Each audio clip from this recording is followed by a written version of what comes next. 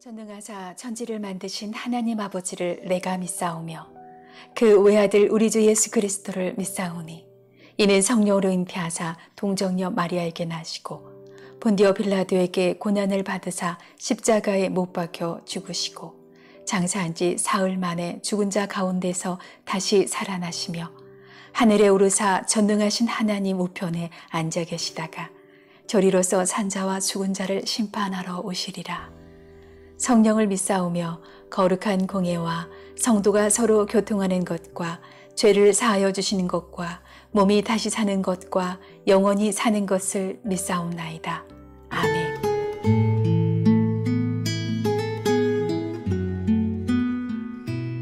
하나님은 너를 지키시는 자 너의 우편에 그늘 되시니 낮의 해와 밤의 달도 너를 해치 못하리. 하나님은 너를 지키시는 자 너의 환난을 면케하시니 그가 너를 도우시리라. 너의 출입을 지키시리라. 눈을 들어 산을 보아라. 너의 도움 어디서 오나. 천지 지으신 너를 만드신 여호와께로다.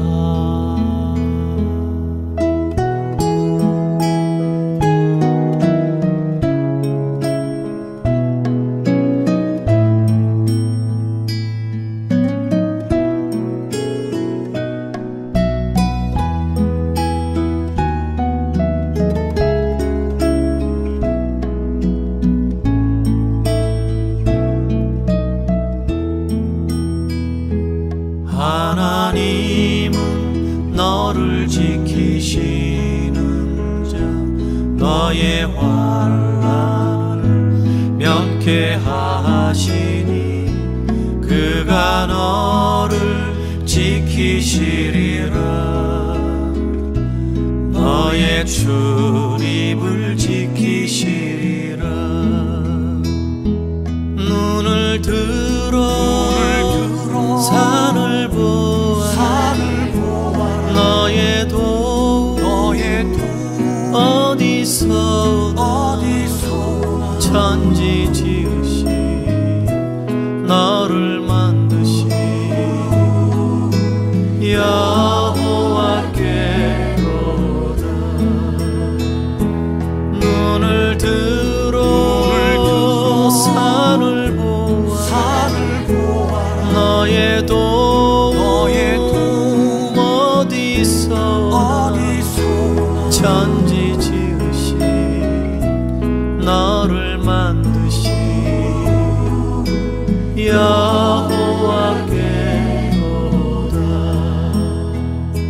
천지 지으신 너를 만드신 여호와께로다.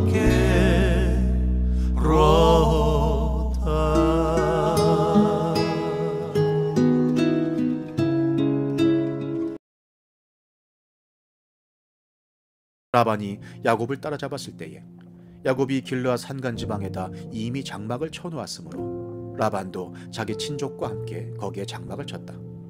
라반이 야곱에게 말하였다. 자네가 나를 속이고 나의 딸들을 전쟁포로 잡아가듯 하니 어찌 이럴 수가 있는가?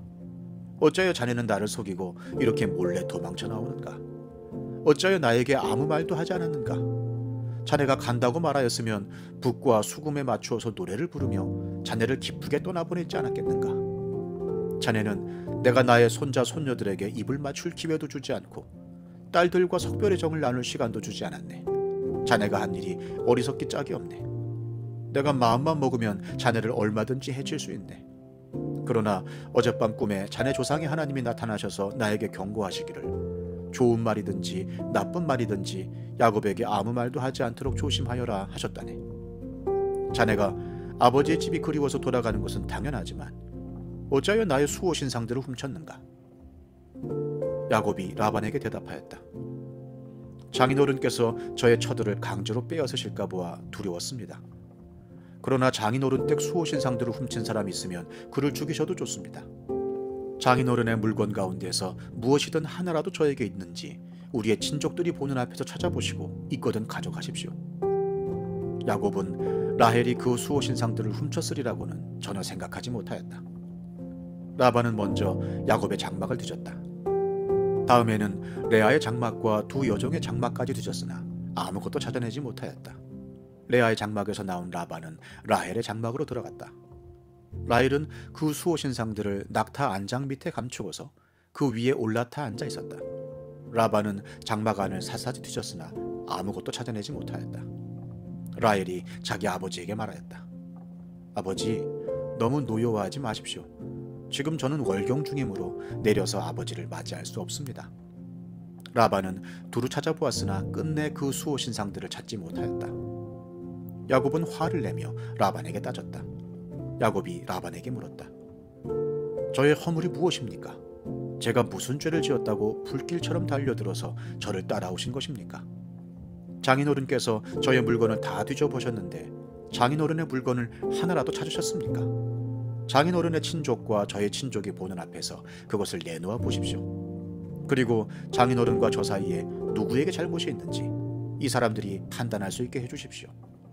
제가 무려 20해를 장인어른과 함께 지냈습니다. 그동안 장인어른의 양떼와 염소떼가 한 번도 낙태한 일이 없고 제가 장인어른의 가축대에서 순양 한 마리도 잡아다가 먹은 일이 없습니다. 들짐승에게 찢긴 놈은 제가 장인어른께 가져가지 않고 제 것으로 그것을 보충하여 드렸습니다.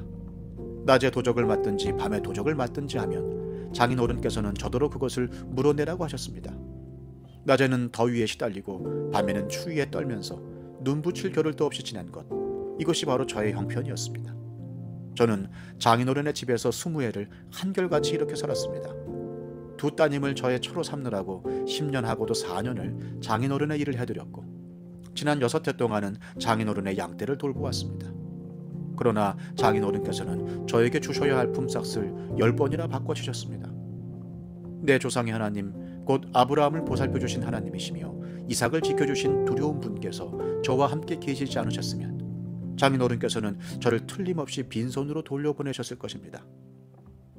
그러나 하나님은 제가 겪은 고난과 제가 한 수고를 몸소 살피시고 어젯밤에 장인어른을 꾸짖으셨습니다. 라반이 야곱에게 대답하였다. 이 여자들은 나의 딸이요, 이 아이들은 다 나의 손자 손녀요, 이 가축대도 다 내 것일세. 자네의 눈앞에 있는 것이 모두 내 것이 아닌가?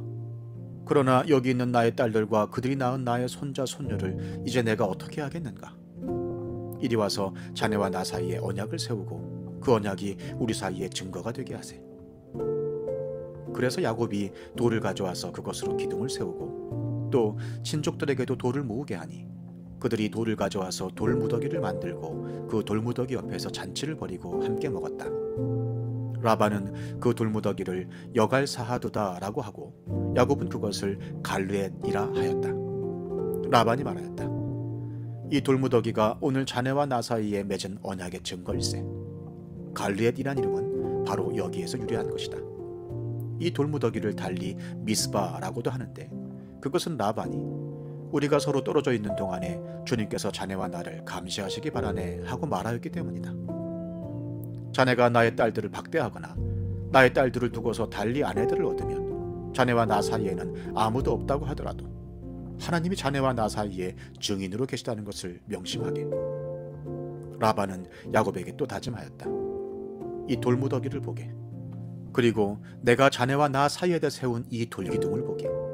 이 돌무더기가 증거가 되고 이 돌기둥이 증거가 될 것이네.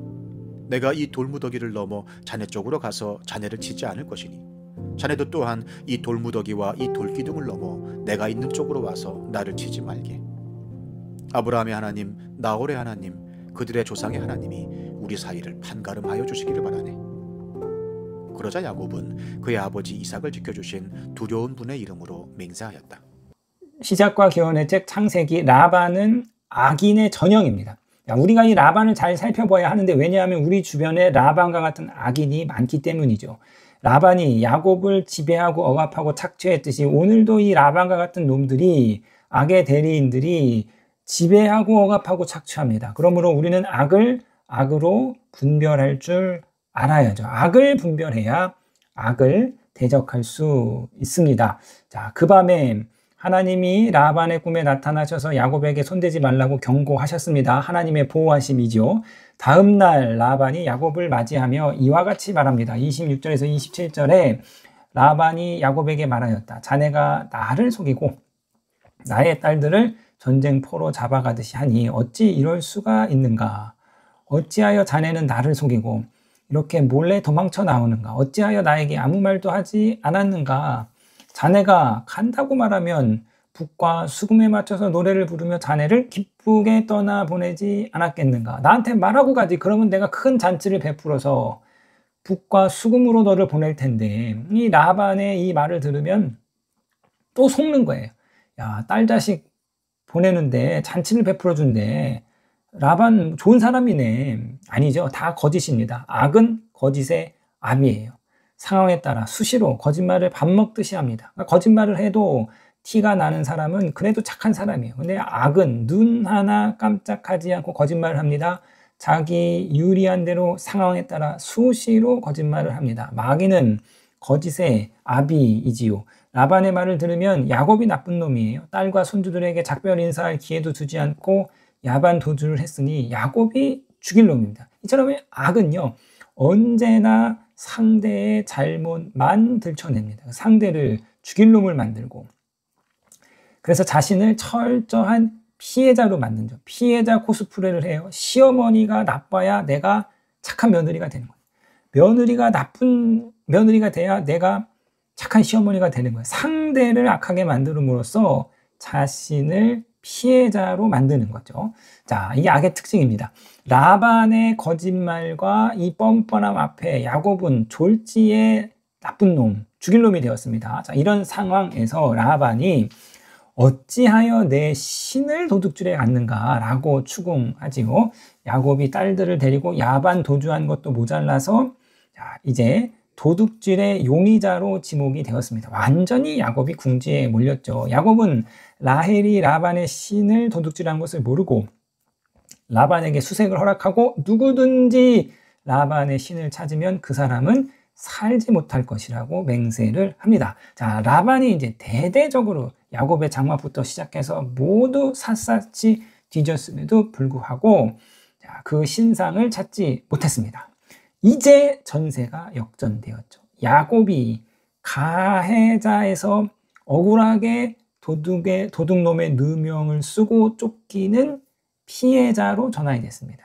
이제 야곱이 20년 묵은 한을 20년 동안 처가살이하면서 장인 밑에서 참아왔던 한을 쏟아내기 시작하는데요. 36절에 야곱이 화를 내며 라반에게 따졌다 에서 시작해서 42절에 하나님은 제가 겪은 고난과 제가 한 수고를 몸소 살피시고 어젯밤에 장인어른을 꾸짖으셨습니다 라고 야곱이 라반에게 시원하게 한 방을 쏴 붙입니다. 자, 이 야곱의 항변에 라반은 이렇게 또 대답하는데요. 43절에 라반이 야곱에게 대답하였다. 이 여자들은 나의 딸이요. 이 아이들은 다 나의 손자요. 이 가축대도 다 내 것일세. 자네 눈앞에 있는 것이 모두 내 것이 아닌가. 그러나 여기 있는 나의 딸들과 그들이 낳은 나의 손자, 손녀를 이제 내가 어떻게 하겠는가. 이 라반은요, 죽어도 지가 잘못했다는 말은 안 해요. 미안하네. 내가 오해했다. 아이고, 찾아보니까 없네, 안 나왔네. 내가 오해했는가 보다. 자, 이 미안하다는 말을 못합니다. 그러니까 악은 절대 자기 잘못을 인정하지 못합니다. 악인이 못하는 것, 자기 성찰, 자기 반성, 자기 회개이죠. 자기 잘못을 인정하지 않는 것, 이것이 악의 본성입니다. 자기 잘못을 인정하지 않는 것, 이것이 성서가 말하는 굳은 마음이고, 예언자의 책망을 듣고도 회개하지 않는 이 굳은 마음 때문에 이스라엘이 결국은 멸망하게 되지요. 다 내 거예요. 딸들도 내 거고, 딸의 자식들도 내 거고, 양떼도 다 내 것인데, 야곱 네가 다 뺏어갔다. 이 완벽한 놀보심보이고 지독한 자기 중심주의입니다. 악한 사람은 뭐든지 이처럼 자기 중심적으로 생각합니다. 다 내 건데 야곱 네가 다 뺏어갔다 하면서 스스로 체념해요. 나는 잘못한 게 없는데 상황은 바뀌지 않으니, 그러니 스스로 체념하지요. 자, 그러면서 이제 야곱에게 언약을 맺자고 제안하는데요. 돌무더기를 세워놓고 상호 불가침 조약을 맺습니다. 52절 보시니까요. 이 돌무더기가 증거가 되고 이 돌기둥이 증거가 될 것이니 내가 이 돌무더기를 넘어서 자네 쪽으로 가서 자네를 치지 않을 것이니 자네도 또한 이 돌무더기와 이 돌기둥을 넘어서 내가 있는 쪽으로 와서 나를 치지 말게. 이 돌무더기를 경계로 해서 서로 해치지 말자는 상호 불가침 조약, 평등 조약을 맺습니다. 자, 사랑하는 성도님 여러분, 지금 라반과 야곱의 세력은 비교가 안 돼요. 라반의 친족의 세력이 훨씬 더 크고 강해요. 야곱이 약하니까 몰래 도망친 거죠. 힘이 셌으면 뭐하러 도망쳐요. 싸워서 이기고 나오지. 그러니까 지금까지 야곱은 라반과 노예 계약을 맺었습니다. 사기 계약을 맺었어요. 계속해서 약자로서 불평등한 계약을 맺었어요. 자, 그런데 오늘 52절에서 야곱과 라반이 동등한 계약을 맺었습니다. 어떻게? 야곱이 약자임에도 불구하고 라반과 동등한 상호 불가침 조약을 맺었는가? 바로 하나님이 야곱과 함께 하셨기 때문입니다. 하나님이 약자 야곱의 편에 서셨기 때문에 야곱과 라반이 동등한 조약을 맺었던 거예요. 만약 하나님이 야곱 편에 서지 않았다면, 만약 하나님이 야곱과 함께 하지 않았다면 야곱은 벌써 라반에게 진멸당했을 것입니다. 자, 대한민국이요, 미국과 관세 협정 중입니다. 일본이 우리보다 먼저 미국과 최종 사인을 했는데요. 5,500억 달러, 하나로 하면 약 760조의 엄청난 금액을 트럼프 정부 임기 내에 현금으로 주기로 사인을 했습니다. 이게요, 엄청난 금액입니다. 세계대전의 패전국 독일에게 부과했던 배상금보다 큰 액수인, 독일이 배상금을 지불했을 때는 뭐 10년, 몇십 년 나눠서 배분했고 후에는 그것도 다 탕감하고 사라졌거든요. 근데 이 3년 안에 이 760조라는 엄청난 돈을 지금 현금으로 일본이 내야 하는데 그 돈을 어디에다 투자할지 결정은 미국이 하는 거예요. 엄청난 불평등 협상이고, 이 협상 이후 일본 내에서도 우려의 목소리가 나오고 있는데요. 일본의 산케이 신문은 7일자에서 일본 정부가 관세 협상 과정에서 약속한 대미 투자금 5,000달러의 투자처를 도널드 트럼프 미국 대통령이 정할 수 있고, 일본이 투자를 중단하면 미국은 다시 관세를 인상할 수 있게 되었다며 전문가들 사이에서 협의의 내용이 불평등하다는 지적이 나온다.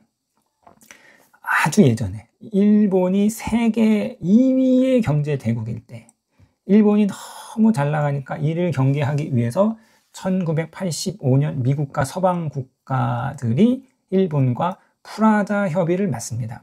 일본의 엔화를 가치를 낮추고 미국 달러를 높이고 이런 거라는 거예요.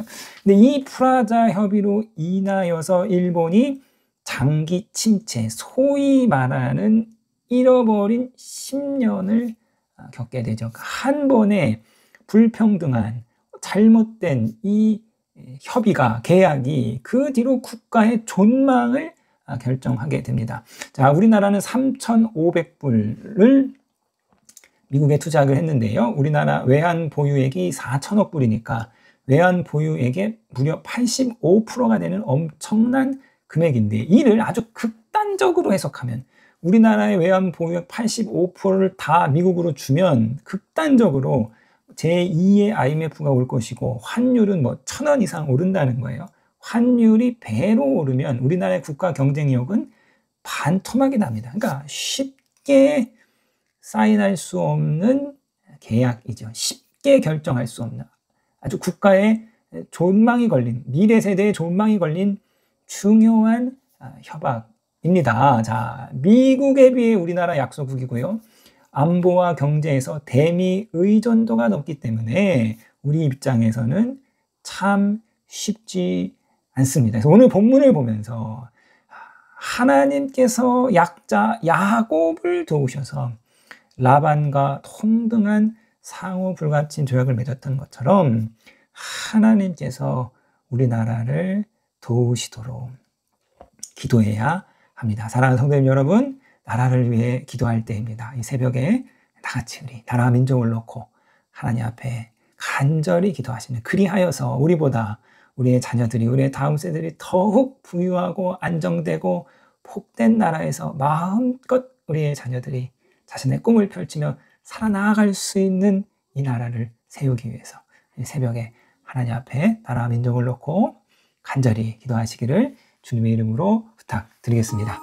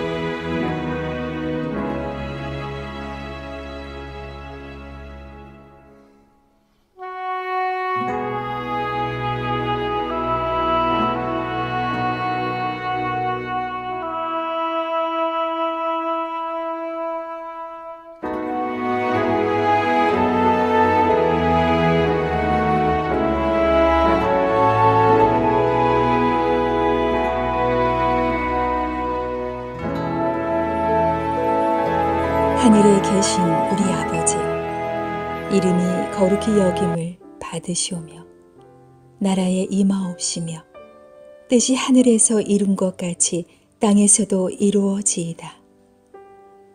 오늘날 우리에게 일용할 양식을 주옵시고 우리가 우리에게 죄 지은 자를 사하여 준 것 같이 우리 죄를 사하여 주옵시고 우리를 시험에 들게 하지 마옵시고 다만 악에서 구하옵소서.